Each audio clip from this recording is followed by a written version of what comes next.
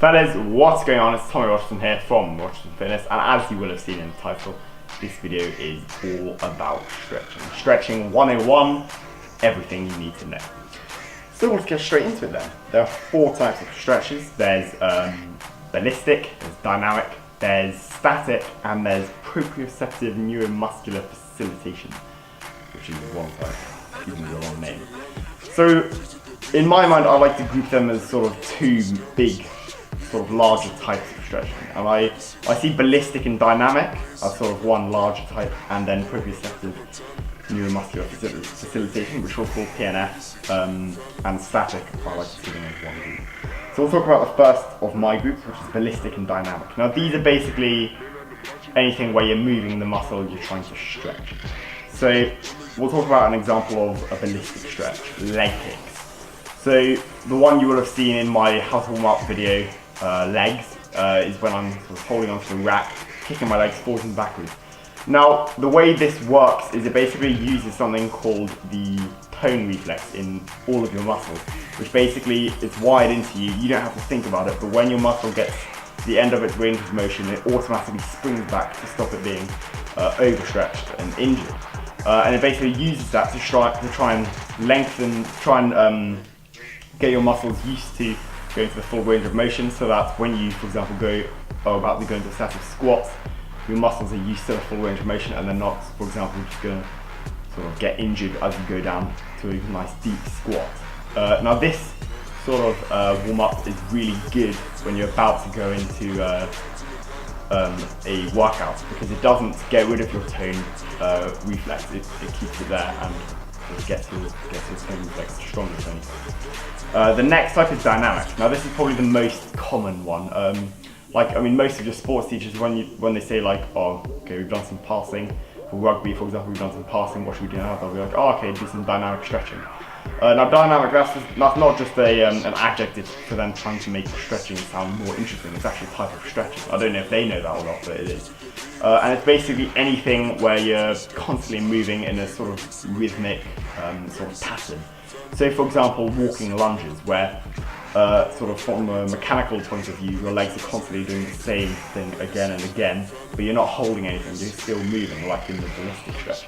It's not quite as ballistic though, because you're not sort of kicking and immediately coming back, using the tone reflex to make your muscles do that. It's just up to you to sort of go to the end of the range of motion, hold it there for sort of a split second and then come back. You're not trying to get rid of the tone reflex again. So once again, this is a good stretch to do before exercise or before sort of sport or working out or something like that. So now the next 2 types, PNF, which as I said, this is the 3rd time I've said it now, proprioceptive neuromuscular facilitation. Now this and static, they together form the second group in my mind. So an example of this would be we'll take the example of your biceps as the muscle you're trying to stretch. So you'd maybe get like a preacher bench, put your arm on it with a weight, and then hold it right at the bottom, but not just relaxed, with an isometric. So you wouldn't just let, if this is the bench, you wouldn't just hold it there and leave it. So like you'd sort of hold it there tense, while the weight is stretching out your muscle in an isometric. Now if you don't know, there are 3 types of muscle contractions. There's isometric, concentric and eccentric. So concentric would be this, eccentric would be this, and isometric would be this. So when you're tensing, it's isometric because it's not moving anywhere. So isometric means, yeah, it's not moving anywhere and you're just letting it stretch out as much as possible. Now this does get rid of the tone receptor, which is really good, but only if you've just finished the exercise you're doing. So for example, you may have just done a workout, and it's always important to stretch because it gets rid of the tone reflex and helps your muscles to regrow and repair faster. It also cuts off the blood supply for a short amount of time, which means after it, the blood all rushes in there and you get a big pump after your stretch, which is filled with all the nutrients and good things that you need for your muscles to repair. So this you definitely shouldn't do before exercise, because if you're getting rid of the tone reflex, then you're basically making your muscles weaker. But we'll talk more about that with static stretches, which we're going to talk about now. So an example of a static stretch is when it's completely held. Oh, sorry, I apologise. With the PNF, thing, you'd hold it there in an isometric contraction for maybe 5 seconds, and then you'd completely relax for maybe 5 seconds, then isometric tense, 5 seconds, then relax, like that. So you're constantly alternating between relaxed and tense isometrically. And that's similar, but obviously different. It's slightly more complex. I mean, I don't know all the science behind it because it's very complex stuff.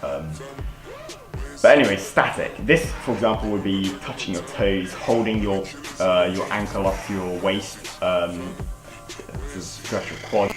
Now you hold that generally for about 30 seconds to 5 minutes, any region in there, depending on how seriously you take your stretching, or just until you feel a release. And you definitely will feel a release. So for example, touching your toes, you might only be able to reach sort of at the bottom of your shins, and then after maybe a minute and 22 seconds, for example, you'll suddenly be able to get a bit lower, and that's because the muscles, the tone reflex, you're getting rid of it, and it's the tone reflex that's stopping you being able to go much lower.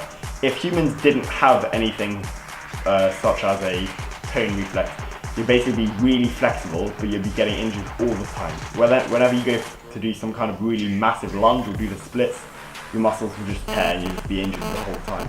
So they do seriously help, but it's important to get rid of them at the end of a routine because it helps them to, it means you can stretch them out more, which, as I said, with the PNF stretching, it means you can let all the good stuff, the nutrients and life come in when you basically stretch it out and squeeze it so no blood's in there, and then as soon as you stop stretching, all the blood rushes in to pay back the oxygen debt which the muscle lost when you're stretching, and then it basically means the muscle can repair more. So with static stretching and PNF, as I was saying, it's bad to do this before exercise because it means you're getting rid of your tone reflex, which basically means if you do something such as a squat, you go down in depth, you get to the bottom, you get down in the hole, and if you have no PNF, you'll just sort of stay there and you'll have to work really hard using your mind as well to get back up. Whereas if you have a tone reflex where you didn't do a static PNF stretch before, you just sort of go down and bounce straight out where you're doing that subconsciously. So that's about it. That should hopefully get you up to date on everything you need to know about stretching.